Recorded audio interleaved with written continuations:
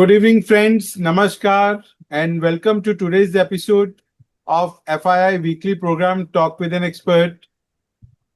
Friends, real estate has long been considered one of the most valuable and reliable investment opportunities, offering financial security, wealth creation, and long term growth. Whether you are a first time buyer, an investor, or simply exploring opportunities in the property market, understanding the advantages of real estate can help you make informed decisions. Today, we will explore how real estate contributes to financial security, financial stability, passive income, asset appreciation, and future security. And as you know, today we have a very prominent speaker with us, Mr. विकास अरोड़ा.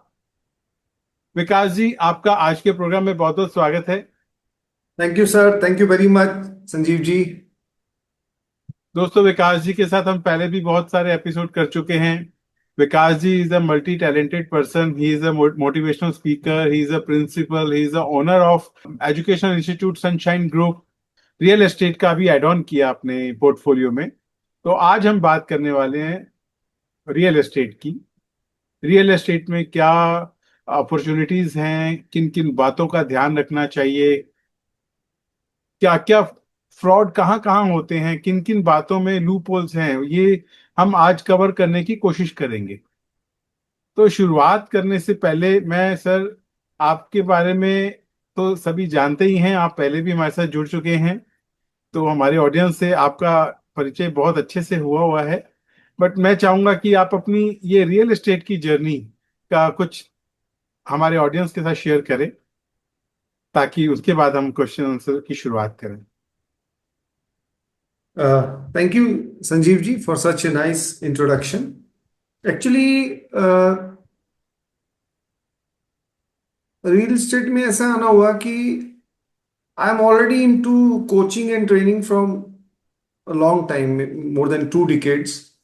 और अभी आपने भी ये चीज observe करी होगी कि जितने भी मोटिवेशनल स्पीकर्स हैं, they all are promoting properties and they are into now real estate. Same way that inclined my interest also. और जैसे मैं कुछ परचेजिंग सेलिंग तो करता रहता था और कोचिंग में भी ऑलरेडी था, तो I just shifted my coaching in real estate और वहाँ से मेरा बड़ा इंटरेस्ट क्रिएट हुआ. Now I am imparting my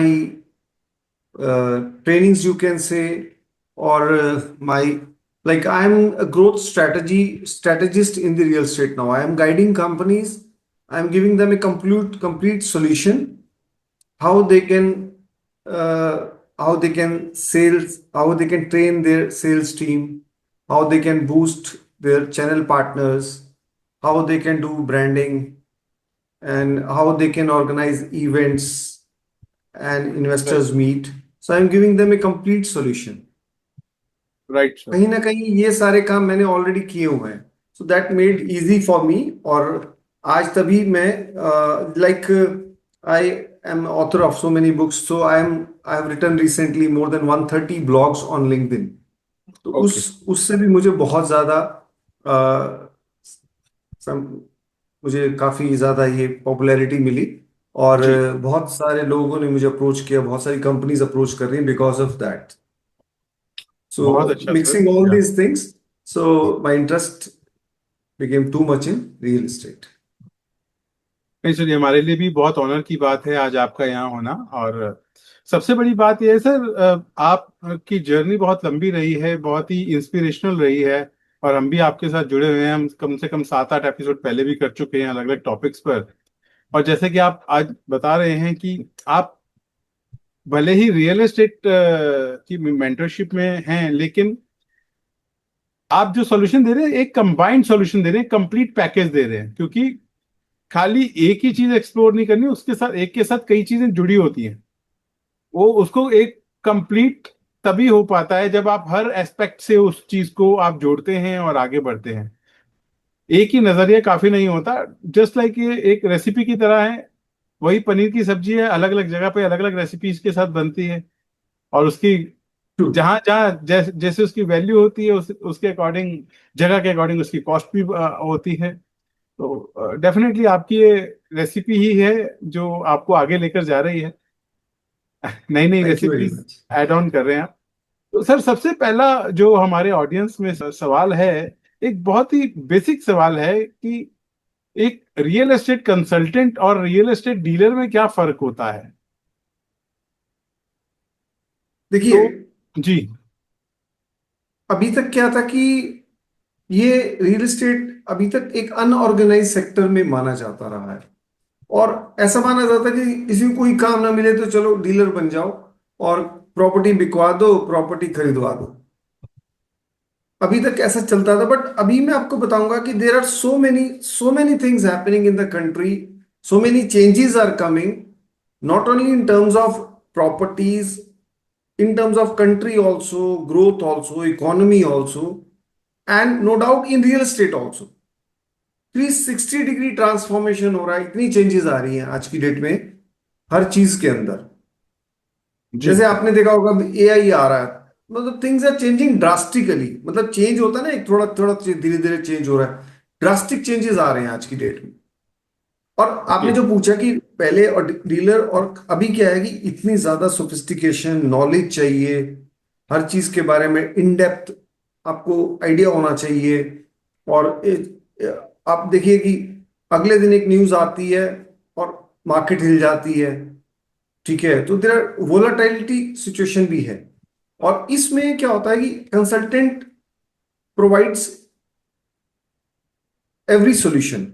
वो एजुकेट भी करता है अपने इन्वेस्टर को, उसकी मैपिंग भी करता है कि इनको खरीदना चाहिए, नहीं खरीदना चाहिए, क्या खरीदना चाहिए, कब खरीदना चाहिए, कब उसको सेल करना चाहिए।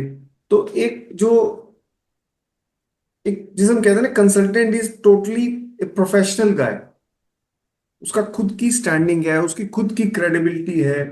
मतलब ऐसा नहीं है कि एक चीज खरीदवा दी, वो सही गलत अपने आप भुगतो। तो खरीदनी चाहिए, नहीं खरीदनी चाहिए, किस डेवलपर से खरीदनी चाहिए, कौन से प्रोजेक्ट में हाथ डालना चाहिए, नहीं डालना चाहिए, इस सब मैं आगे भी आपको बताऊंगा।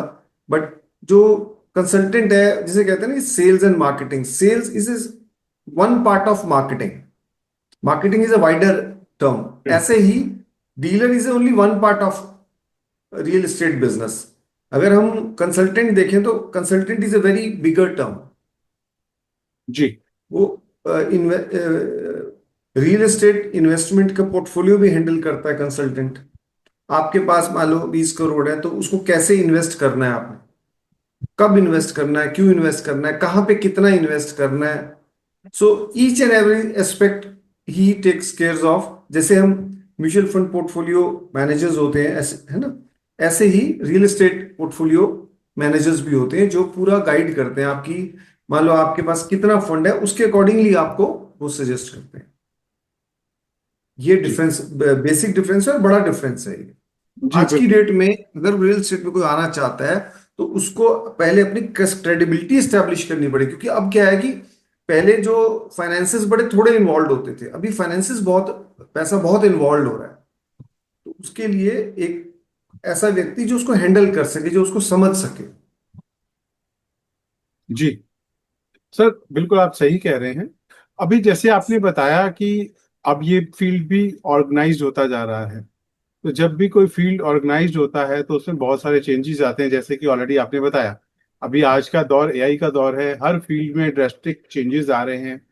लेकिन आज हम रियल एस्टेट की बात कर रहे हैं तो हम इसी की अभी बात करेंगे। तो इसमें भी काफी चेंजेस आ रहे हैं, लेकिन साथ ही आपने ये भी बताया कि इसमें ये मार्केट बड़ी वॉलेटाइल है, कभी भी कुछ भी हो सकता है। काफी रिस्क फैक्टर इसमें इन्वॉल्व है। तो जब भी कुछ अनऑर्गेनाइज से ऑर्गेनाइज्ड होता है तो वहां पे कई तरह की अपॉर्चुनिटीज भी आती हैं। तो किस तरह की अपॉर्चुनिटीज रियल एस्टेट में आ रही हैं या आने वाले समय में आएंगी? क्योंकि मार्केट को देखते हुए अभी, जैसे कहते हैं, सभी कह रहे हैं कि या मार्केट की कंडीशन डाउन चल रही हैं। बहुत सारे रीजंस हैं, वो रीजंस अभी हम डिस्कस नहीं करेंगे वरना हमारा सब्जेक्ट बहुत लंबा हो जाएगा। तो ऐसे में आज के टाइम पर क्या अपॉर्चुनिटीज हैं, एक न्यू कमर के लिए या एग्जिस्टिंग जो बिजनेस कर रहे हैं या रियल एस्टेट में है उनके लिए क्या अपॉर्चुनिटीज हैं और क्या अपॉर्चुनिटीज आने वाली हैं, ये आप हमारे ऑडियंस के साथ शेयर करें। देखिए, India is very fastest growing economy, ये हम सब जानते हैं और हम देख भी रहे हैं इस चीज को। जी। Country is changing like anything. जहां पे जब कोई, जैसे हम कहते हैं ना, ये एरिया ग्रो कर रहा है तो यहाँ प्रॉपर्टी ग्रो कर रही है। आप मुझे ये बताइए कि हमारी कंट्री में कौन सा एरिया ग्रो नहीं कर रहा है? Because the whole country is growing. आप मद्रास की बात कर लीजिए, बेंगलुरु की बात कर लीजिए, हैदराबाद, पुणे, मुंबई 3.0 की बात कर लीजिए, आप एनसीआर की बात कर लीजिए, आप चंडीगढ़, पंचकुला, मोहाली की बात कर लीजिए। ठीक है, आप एनसीआर के टायर 2, टायर 3 सिटीज की बात कर लें, आप टेम्पल सिटीज की बात कर लें, everywhere you will find a big growth. हमें लगता है कि शायद यहाँ पे ग्रोथ ज्यादा हो रही, बट आप देखिए, आप कोई और सिटी कहीं और देखेंगे, आपको लगे वहां तो इससे भी ज्यादा ग्रोथ हो रही है। तो when the country is growing, मैं ही कहता हूं कि why not, you should grow, you should also grow. आप भी अगर सही स्ट्रेटेजी से चलते हैं तो आप भी बहुत अच्छा पैसा कमा सकते हैं इसके अंदर, इस ग्रोथ के अंदर। आप देखिए, आज आप किसी रेलवे स्टेशन से you go across, you come across, आप देखिए वहां वो रिनोवेट हो रहा है। आप देखिए बस स्टैंड सारे रेनोवेट हो रहे हैं, जी। एयरपोर्ट एक के बाद एक नए बन रहे हैं। और जितने एयरपोर्ट हैं, आप दिल्ली, मुंबई, मद्रास, बेंगलोर, ये सारे एयरपोर्ट्स अब कंजस्टेड एयरपोर्ट में माने जाते हैं। इनके सब्स्टिट्यूट एयरपोर्ट बन रहे हैं। ये दिल्ली में जो जेवर एयरपोर्ट बना है, हमें लग रहा है कि एयरपोर्ट बन गया है। आप खुद देखिए कि दिल्ली इंटरनेशनल एयरपोर्ट अब लोड ही नहीं उठा पा रहा है। उसका उसको उसको बनाने के लिए 10 साल पहले प्लानिंग हो चुकी थी कि 10 साल बाद ये लोड नहीं उठा पाएगा। ऐसे ही देवी अहिल्या इंदौर में एयरपोर्ट है। अभी देवास में, वहां से 35 किलोमीटर दूर एक और एयरपोर्ट आ रहा है। वो अब तक का इंडिया का सबसे बड़ा एयरपोर्ट होगा। ओके। और आप देखिए मुंबई में क्यों दूसरा एयरपोर्ट बनाना पड़ा। शिवाजी छत्रपति इंटरनेशनल एयरपोर्ट, वो लोड ही नहीं, लोड सैचुरेट हो चुका है। तो इसीलिए आप ये देखो, ये तो मैं अभी, आप देखिए लॉजिस्टिक पार्क कितने आ रहे हैं, इंडस्ट्रियल कॉरिडोर्स कितने आ रहे हैं, हाईवे कितने, हाईवे किस रेट से ग्रो कर रहे हैं। अभी मोदी जी ने दिल्ली मेरठ वो मोनोरेल अभी इनॉग्रेट करी। अभी दिल्ली देहरादून एक्सप्रेस इनॉग्रेट हुआ है। दिल्ली पानीपत मोनोरेल शुरू हो रही है। अहमदाबाद धोलेरा मोनोरेल शुरू हो रही है। अहमदाबाद धोलेरा हाईवे एक्सप्रेस अभी इनॉग्रेट हुआ है। अभी विजाग में डाटा सेंटर, वर्ल्ड का सबसे बड़ा, इंडिया का और वर्ल्ड का सबसे बड़ा डाटा सेंटर विजाग विशाखापट्टनम में आ रहा है। वहां पर अभी मोदी जी ने उसको इनॉग्रेट किया है। आप ये देखिए, हर तीसरे दिन इनॉग्रेशन हो रहा है किसी ना किसी चीज का। आप नितिन गडकरी जी को फॉलो करिए, आपको लगेगा वाकई में एक व्यक्ति विकास पुरुष है। वो पॉलिटिक्स की बात ही नहीं करते, वो हर बार यही बात करते हैं कि मैं ये कर रहा हूँ, वो कर रहा हूँ। और जब हम उनकी बात सुनते हैं तो हमें ऐसा लगता है ये बड़ी बड़ी बातें करते हैं, लेकिन कुछ टाइम बाद वो उसकी उसको कर रहे होते हैं।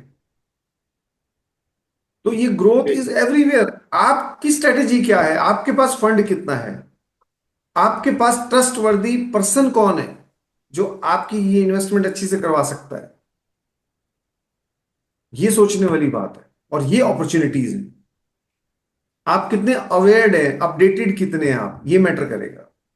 जी सर, जैसे आपने बताया कि हम कितने अपडेटेड है ये मैटर करेगा और क्या कौन इन्वेस्ट कर सकता है, तो सबसे ज्यादा अभी मैं उनकी बात करूंगा जो जिनके पास फंड्स तो हैं, लेकिन वो उन्होंने कभी रियल एस्टेट में सिर्फ इस डर से काम नहीं किया कि कोई उनके साथ फ्रॉड ना कर जाए, क्योंकि जब अभी तक ये सब कुछ अनऑर्गेनाइज था, बहुत सारे मिस हैपनिंग भी हुए मार्केट में, तो लोगों के दिल में एक डर बैठा हुआ है कि पता नहीं कल क्या होगा, प्रॉपर्टी में कोई डॉक्यूमेंट्स को लेकर कोई उनसे हेरफेर हो या नहीं हो।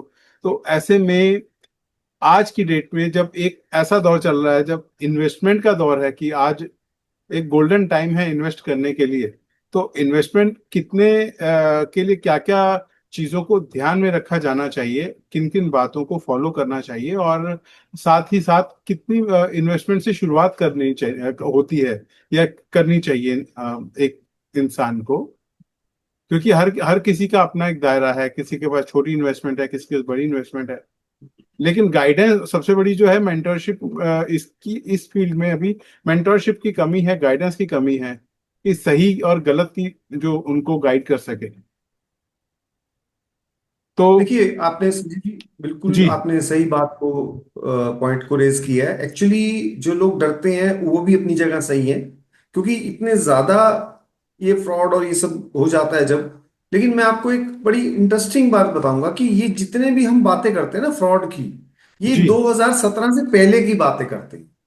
ओके 2017 के बाद रेरा केम इन 2017। ओके 2016 में इसको बना और 2017 में इम्प्लीमेंट हुआ ये। और उसके ओके बाद से लेके आप पिछले 8 साल में देख लो, there will very few instances जिन्होंने फ्रॉड किया हो। और 1% मैं चैलेंज से कहता हूं कि अगर इस दौरान कोई भी फ्रॉड हुआ है तो वो व्यक्ति बच ही नहीं पाया है।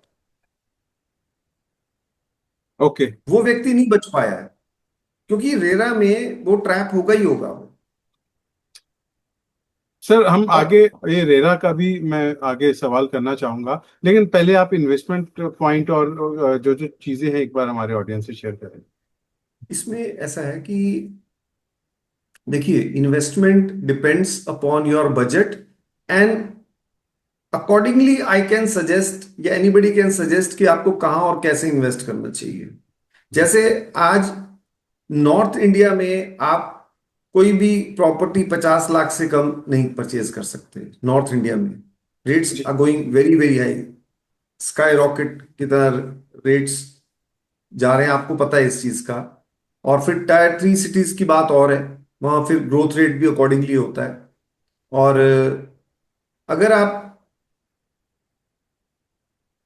जैसे बजट पे डिपेंड करेगा कि आपको क्या चीज खरीदनी चाहिए और कहाँ खरीदनी चाहिए, ठीक है।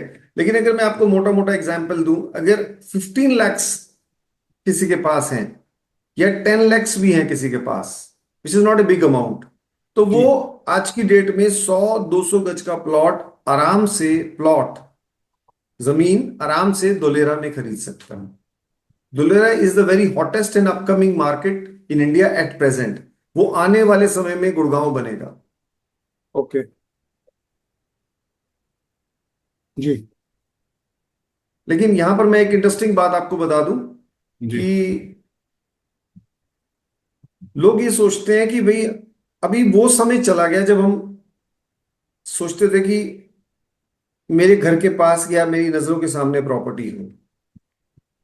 आज इतनी ज्यादा चेंजेस आ चुकी हैं रियल एस्टेट के अंदर कि आज लोग घर बैठ के प्रॉपर्टी खरीद रहे हैं। फेसलेस रजिस्ट्री हो रही है, आपको जाने की जरूरत नहीं है, आपकी रजिस्ट्री आपके घर पहुंच जाएगी। गवर्नमेंट ओके पोर्टल पे नजर आएगी आपकी आपकी रजिस्ट्री। और यहां बैठ के लोग दुबई में प्लॉट खरीद रहे हैं, दुबई में फ्लैट खरीद रहे हैं, और दुबई में फ्लैट बेच रहे हैं अपने घर बैठकर। तो ये चेंजेस आ गई हैं।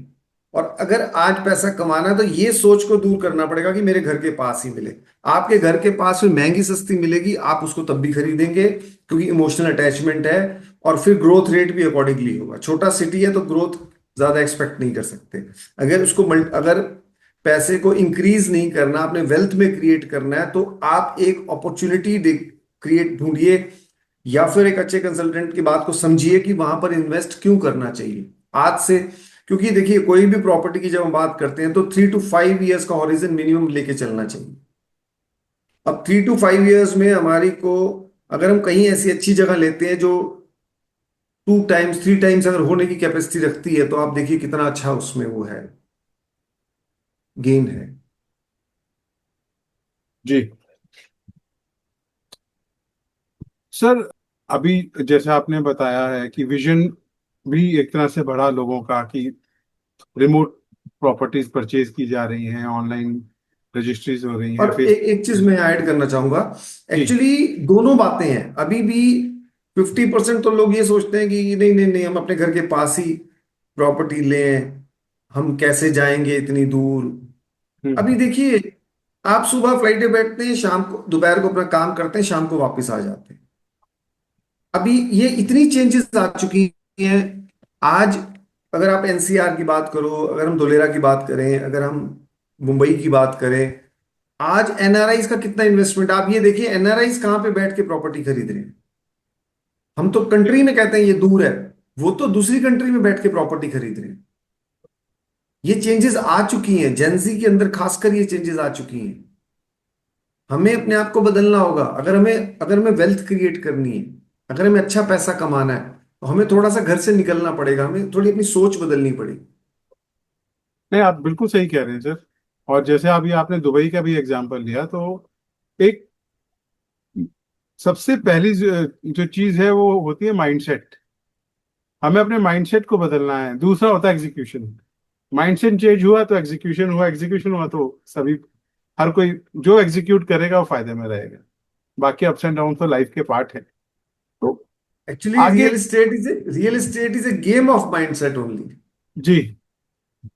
क्योंकि आपके दिमाग में पहले ही वो पिक्चर बन जानी चाहिए, जो चीज आप एक जगह नहीं खरीद रहे, आप उस जगह आने वाले समय में वो जगह कैसी होगी आप उसको खरीद रहे हो।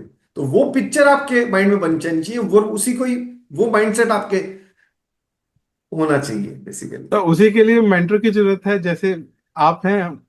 तो हमारे लिए तो एक ऑनर की बात है, आप हमारे साथ हैं। नहीं तो नहीं संजीव क्योंकि जी, आप वो। भी बड़े अच्छे क्वेश्चंस पूछ रहे हैं और आप भी मल्टी टैलेंटेड पर्सन हैं।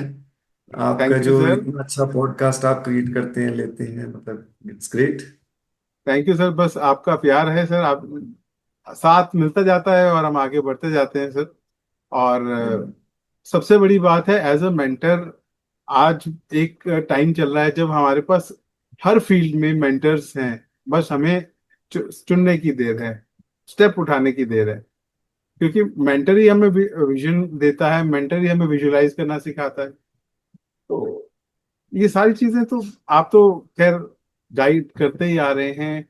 आपने कितने फील्ड्स में एजुकेट किया है, मेंटरशिप कर रहे हैं। तो इसमें अब एक चीज जो बहुत ही इम्पोर्टेंट क्वेश्चन आता है, क्योंकि अभी हम बात कर रहे हैं, हमारे जो ऑडियंस हैं वो दोनों तरह के हैं।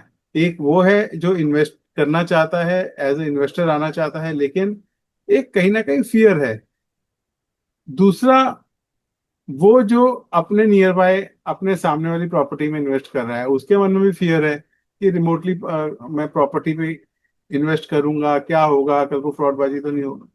तो जैसा कि आपने बताया, एक रेरा वाला क्वेश्चन मैं आगे पूछूंगा, लेकिन जैसा भी आपने बताया कि रेरा फॉर्म हुआ है, उसके बाद ऐसे केसेस कम हो गए हैं।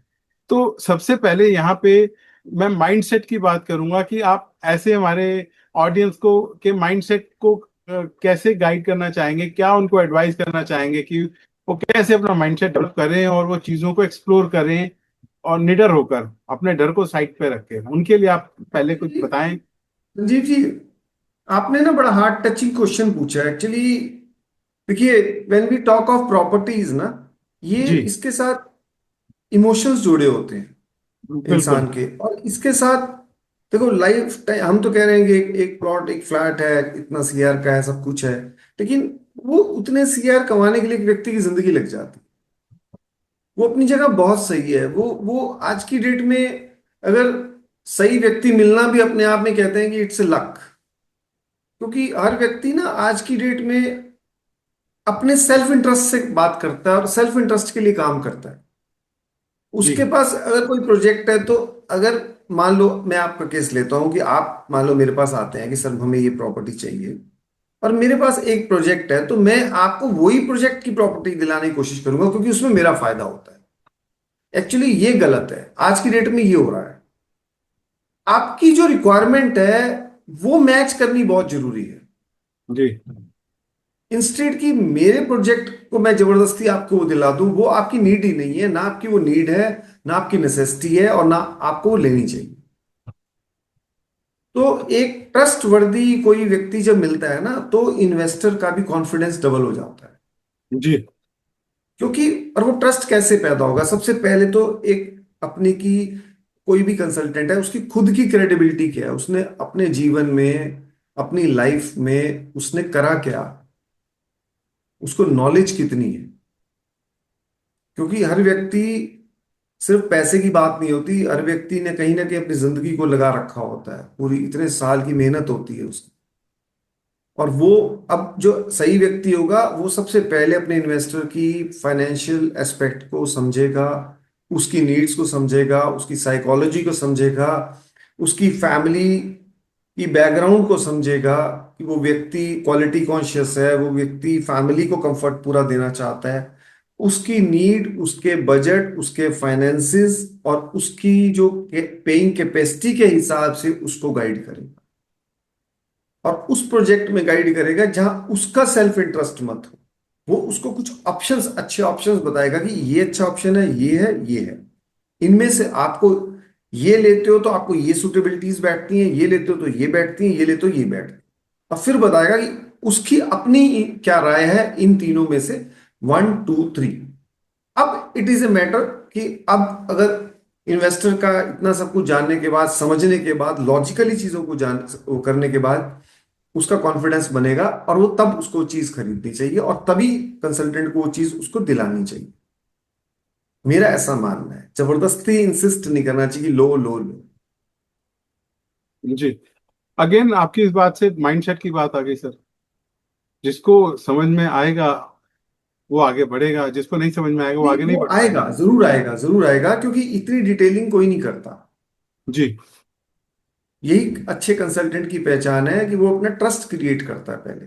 मत खरीद, वो नहीं, अगर उसे कुछ समझ नहीं आएगा वो मना कर देगा कि अभी मत खरीदो, आप बेशक बाद में खरीद लें। ये एक सही व्यक्ति की पहचान है। वो, बिल्कुल सर। अभी क्या हो रहा है कि अगर कोई व्यक्ति आ रहा है सामने से तो उसको कुछ ना कुछ दिलाने की कोशिश की जा रही है।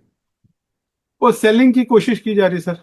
माइंडसेट नहीं, हाँ, गाइडेंस नहीं है, ना ही माइंडसेट डेवलप करने की कोशिश की जा रही है। हाँ। जस्ट वो सेलिंग पर्पज से आ रहे हैं कि हाँ किसी तरह सेल कर दें। इस देखिए, वजह मान से लो, ऐसा होता मेरा है। मेरा ऐसा मानना है कि मान लो जब तक मेरा कॉन्फिडेंस नहीं बनता कि इस व्यक्ति को ये चीज लेनी चाहिए, I never recommend that thing to anybody. जी।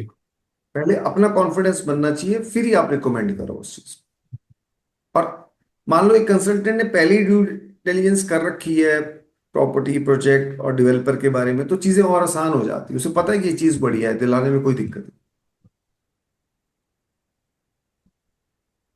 बिल्कुल सही कह रहे हैं सर। सर, आपकी इस बात से एक और मैं बात को कोरिलेट करना चाहूंगा कि अगेन प्रॉपर्टी जो है ये, इसमें इन्वेस्ट करने में इमोशंस भी हैं, प्रोफेशन भी है।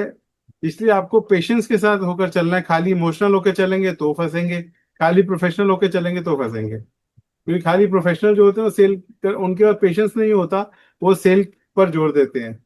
और जो इमोशनल होते हैं वो एक्स्ट्रा इमोशंस में आके हाइपर होकर कुछ ना कुछ गलत डिसीजन ले लेते हैं। तो ये बैलेंस होना बहुत जरूरी है, खास तौर से प्रॉपर्टी के बिजनेस में। जो बैलेंस करके चलेगा वो किंग बनता है। डेफिनेटली। तो सर, क्वेश्चंस तो और भी बहुत है लेकिन समय में हमें अलाउ नहीं कर रहा है। तो आज प्रोग्राम को कंक्लूड करने से पहले मैं चाहूंगा कि आप दो शब्द को ये हमारे ऑडियंस को बताएं, कुछ कहना चाहें वो आप कहें प्लीज, ताकि आज का मैं कंक्लूड कर देखिए, सकूं। it's a great golden opportunity for all investors, those who can invest in real estate. Maybe they should start with a small fund. उनको जरूर इन्वेस्ट करना चाहिए, जरूर एक्सप्लोर करना चाहिए to make good wealth, because अगर कंट्री ग्रो कर रही है तो हर वो व्यक्ति भी ग्रो करना चाहिए साथ के साथ। और थिंग्स आर चेंजिंग ड्रास्टिकली, बहुत सारी चीजें जो पहले नहीं थी, now technology has change, online concept आ गया है, एआई के आने से बहुत चेंजेस आ रही हैं, ठीक है। और आप देख रहे हैं को वर्किंग स्पेसेस क्रिएट हो रही हैं, लॉजिस्टिक पार्क क्रिएट हो रहे हैं, वेयर हाउस का बहुत बड़ा स्कोप आ रहा है। तो बहुत सारी चीजें, मतलब आप जस्ट इमेजिन, सेकंड होम्स का कंसेप्ट आ रहा है, वेलनेस विलास का कंसेप्ट आ रहा है, ठीक है। जी। तो things are changing like anything. थोड़ा सा अवेयरनेस आप बढ़ाइए, अच्छे लोगों को ढूंढिए, या नेटवर्किंग कीजिए थोड़ा, ऐसे ऐसे प्रोग्राम्स में जाइए आप। वहां पे बहुत सारे लोगों के विचार सुनने को मिलते हैं, उनको समझिए, सुनिए, पॉडकास्ट देखिए कि कौन कौन सी जगह कैसी चल रही है। अभी बहुत सारे स्मार्ट सिटीज बन रहे हैं।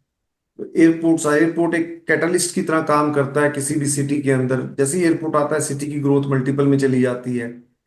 तो हाईवेज बन रहे हैं, फ्लाईओवर्स बन रहे हैं, अच्छा, मोनो रेल आ रही है बहुत जगह पर, तो आप थोड़ा अवेयर रहिए मार्केट में क्या चल रहा है, कैसे क्या रेट्स चल रहे हैं। तो ज़रूर आप अपनी ड्यू डिलिजेंस करने के बाद अच्छे प्रोजेक्ट्स को स्टडी करिए, और उसके बाद आप इन्वेस्टमेंट की सोचिए। बट थोड़े या ज़्यादा आप ज़रूर इन्वेस्ट करें, because real estate is the best investment. अभी तो टाइम नहीं है, तो मैं नहीं तो बताता कि गोल्ड से भी कैसे बेटर इन्वेस्टमेंट है ये। और मतलब बहुत अच्छी अपॉर्चुनिटी है अपने पैसे को मल्टीपल्स में ले जाने की। और नेक्स्ट टाइम में भी कभी फिर मौका मिलेगा तो इसके बारे में मैं और डिटेल में बताऊंगा। अभी तो इतना ही बता पाऊंगा। Thank you definitely very sir, much. एक एपिसोड और करना चाहेंगे हम आपके साथ। और आज के लिए बस इतना ही। और दोस्तों, आज उम्मीद करता हूँ विकास जी ने जो पॉइंट्स शेयर किए उससे आप लोगों को एक नया विजन मिला होगा।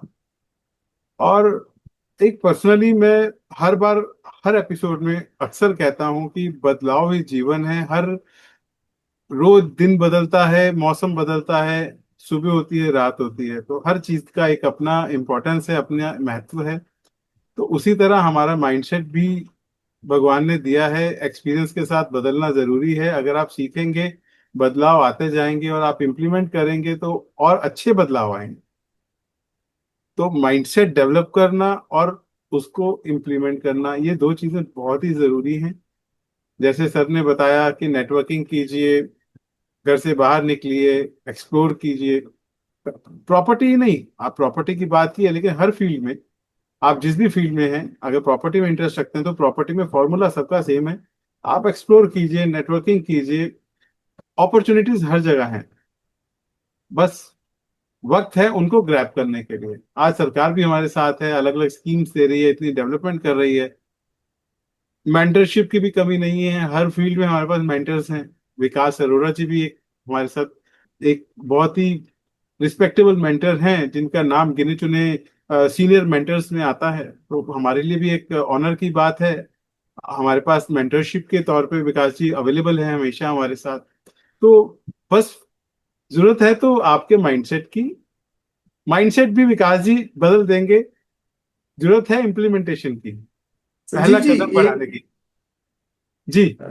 जी, एक मैं छोटी सी बात कहना चाहूंगा। एक एपिसोड आप रखिएगा जी जिसमें मैं सिर्फ ये बताऊंगा कि पूरे इंडिया में कहाँ कहाँ पर कितना स्कोप है प्रॉपर्टी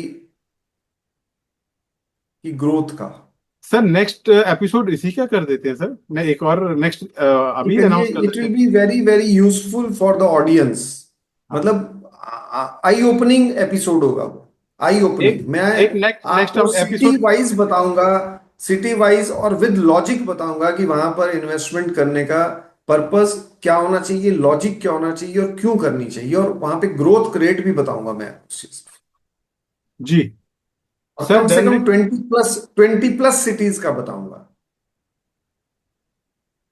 सर डन है, अभी नेक्स्ट वीक का अनाउंस कर देते हैं। आप नेक्स्ट वीक डन। हम ये दो पॉइंट्स डिस्कस करेंगे। एक सिटी वाइज आप बताइएगा, और दूसरा जैसे अभी आपने बताया कि आज समय की वजह से आप गोल्ड और प्रॉपर्टी का डिफरेंस नहीं बता पाए, वो भी हम उसमें कवर अप करेंगे। तो दोस्तों, देखो, विकास जी ने इस और क्या चाहिए, उन्होंने हमें एक बोनस के रूप में एक और एपिसोड दे दिया। तो नेक्स्ट वीक हम फिर विकास जी के साथ हाजिर होंगे।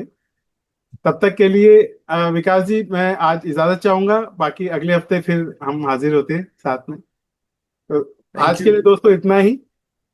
Thank you very much Sanjeev ji, thank you for the nice.